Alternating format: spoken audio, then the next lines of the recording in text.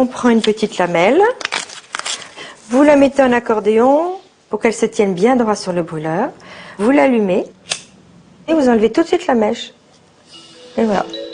Ce que Mireille Schwartz utilise, c'est du papier d'Arménie, une bandelette qui parfume certaines maisons depuis plus de 100 ans. Le papier d'Arménie, ça évoque pour moi la Madeleine de Proust. C'est une odeur que ma grand-mère nous amenait à la maison quand on était malade. Elle faisait brûler le papier d'Arménie. Des bandelettes comme celle-ci, elle en a vendu 72 millions l'an dernier. Tout le monde le connaît, le papier d'Arménie. Ça enlève toutes les mauvaises odeurs de cuisine, de tabac, et puis tout simplement pour parfumer. D'où vient ce papier?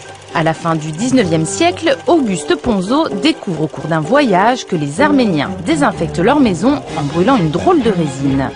De retour en France avec son associé pharmacien, l'arrière-grand-père de Mireille, il met au point une formule sur papier buvard. Depuis 1885, ce papier est fabriqué exclusivement non pas en Arménie mais à Montrouge, en région parisienne. Depuis 8 ans, c'est Philippe qui dirige la fabrication de ces petits carnets. Il est le seul avec Mireille à en connaître la composition exacte.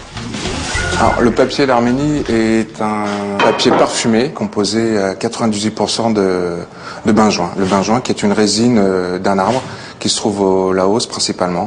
C'est 2% de secret aussi. Et voilà comment on le reçoit.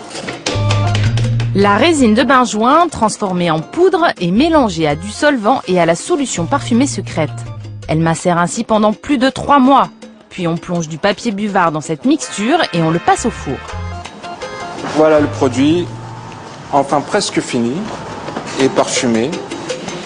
Une fois découpées et assemblées en petits carnets, ces feuilles parfumées n'auront plus qu'à être brûlées d'ici quelques semaines, quelques mois ou même quelques années.